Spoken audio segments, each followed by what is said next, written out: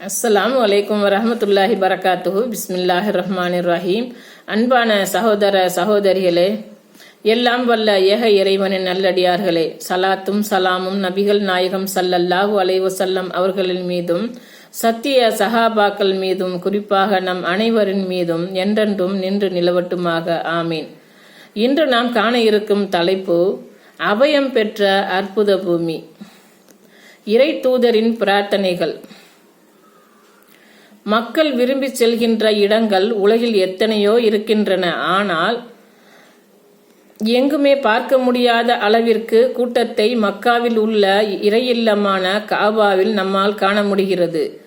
மக்கள் உள்ளங்களை ஈர்க்கும் புனித தலமாகவும் பாதுகாப்பு மையமாகவும் இதை ஆக்குமாறும் இப்ராஹிம் அலைஹிஸ்ஸலாம் அவர்கள் பிரார்த்தனை செய்ததின் விளைவால் பல லட்சக்கணக்கான மக்கள் வந்து போகக்கூடிய இடமாக இன்றைக்கும் காபத்துல்லா இருந்து கொண்டிருக்கிறது. இறைவா, இவ்வூரை பாதுகாப்பு மையமாக ஆக்குவாயாக. இவ்வூரில் அல்லாஹ்வையும் இறுதி நாளையும் நம்பியோருக்கு கனிகளை வழங்குவாயாக என்று இப்ராஹிம் அலைஹிஸ்ஸலாம் அவர்கள் கூறிய போது, என்னை மறுப்போருக்கு சிறிது காலம் வசதிகள் அளிப்பேன், பின்னர் அவர்களை நரக வேதனையில் தள்ளுவேன், சேருமிடத்தில் அது மிகவும் கெட்டது என்று அவன் கூறினான். அல் குர்ஆன் அத்தியாயம் 2 வசனம் 126. எங்கள் இறைவா, எனது சந்ததிகளை உனது புனித ஆலயத்திற்கருகில் விவசாயத்திற்கு தகுதியில்லாத பள்ளத்தாக்கில் இவர்கள் தொழுகையை நிறைவேற்றுவதற்காக குடியமர்த்தி விட்டேன். எனவே எங்கள் இறைவா, மனிதர்களின் உள்ளங்களை இவர்களை நோக்கி விருப்பம் கொள்ள வைப்பாயாக.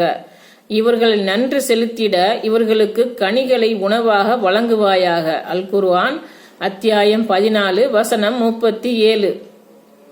அல்லாஹ்வின் தூதர் ஸல்லல்லாஹு அலைஹி வஸல்லம் அவர்கள் கூறினார்கள், இப்ராஹிம் அலைஹிஸ்ஸலாம் அவர்கள் மக்காவை புனித நகராக்கினார்கள், அதற்காக பிரார்த்தித்தார்கள்.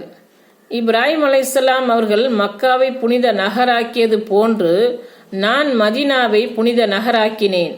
இப்ராஹிம் அலைஹிஸ்ஸலாம் அவர்கள் மக்காவிற்காக பிரார்த்தித்தது போன்று நான் மதீனாவிற்காக அதன் சாவு முத்து ஆகியவற்றில் வளம் பெற பிரார்த்தித்தேன்.